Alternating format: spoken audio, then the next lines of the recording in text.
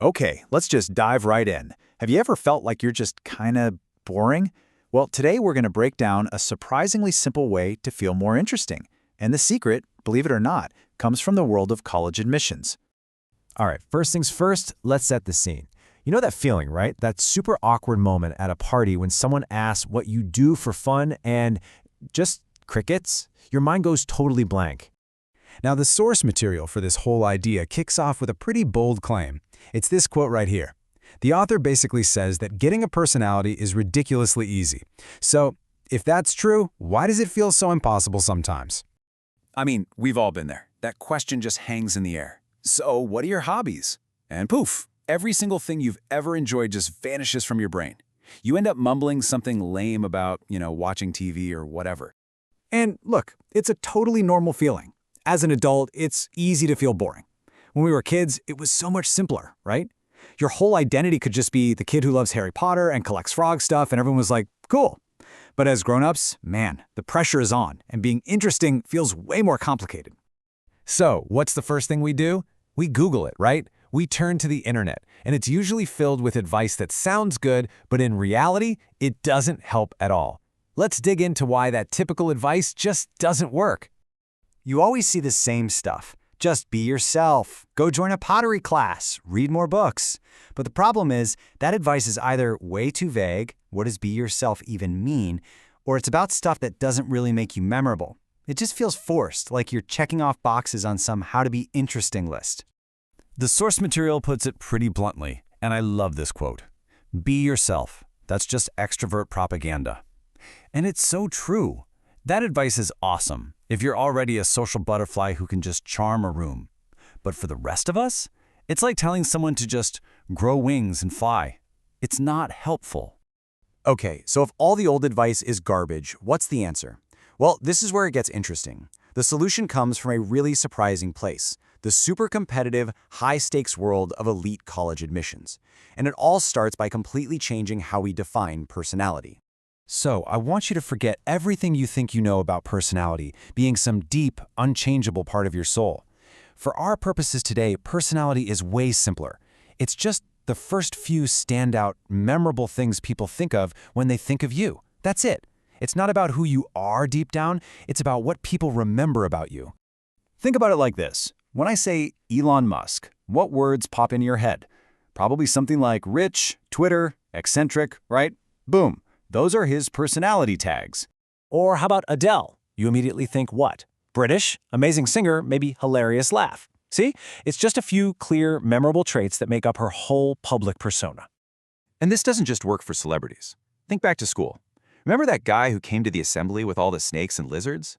You probably have no idea what his name was, but you remember him as the snake guy. That was his spike. That was his personality. And that brings us to the big idea, the spike method. This is a term college admissions officers use. They're looking at thousands of applications, and they're looking for someone who stands out. A spike is a deep, memorable interest that literally spikes off an applicant's profile. It makes them unforgettable. And here's the cool part. You can use that exact same trick in your own life. Okay, so how do we actually do this? How do you build your own spike? The best part is, it's actually a super simple 3-step guide. Step 1. Find something that you're genuinely curious about. And I mean anything. It doesn't matter how weird it is. Step 2. Dive in. Just learn about it until you know a little bit more than the average person. And step 3. This is the most important part. You actually have to talk about it when you meet new people. And what's crazy is how fast this can happen. Let's take a seemingly boring topic like cleaning. If you just spend a month really getting into it, watching videos, reading articles, you'll pretty quickly know more than 99% of people. You basically become a subject matter expert, at least compared to everyone else. And look at the difference this makes in a conversation. On the one hand, you have the dead-end convo. What do you do for fun? Not much, and it's over. But with a spike, I'm really into cleaning. That's so unexpected. It makes people ask, oh, really? Like what? And then you hit them with, want to know that dark truth about robot vacuums?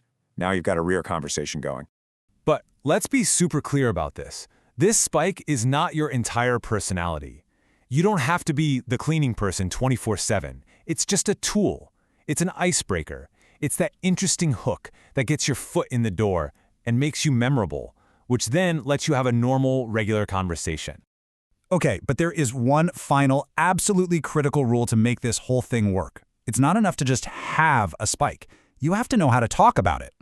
Your spike can be literally anything, but you must be able to explain it in a way that normal people can understand. So you could be a world-class Minecraft expert, but if you start rattling off a bunch of in-game jargon that no one gets, you're just going to lose them. The real trick is to explain your passion patiently, assuming the other person knows absolutely nothing.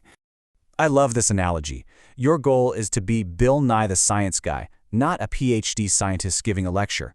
A PhD scientist might use a ton of big words and jargon. It makes them sound smart, but it makes everyone else feel dumb and lost.